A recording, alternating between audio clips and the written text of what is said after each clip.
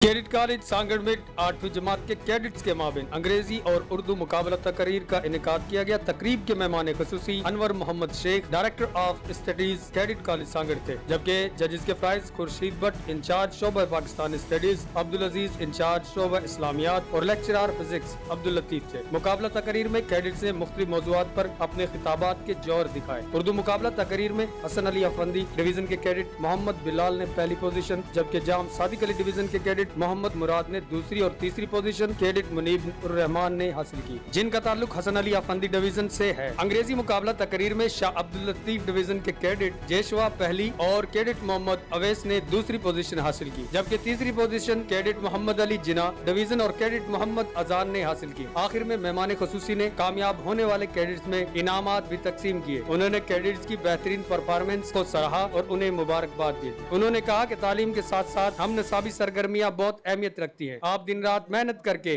अपने वालिदैन और मुल्क का नाम रोशन करें। आखिर में उन्होंने बेहतरीन प्रोग्राम के निकात पर मुंतजमीन को मुबारकबाद भी पेश की।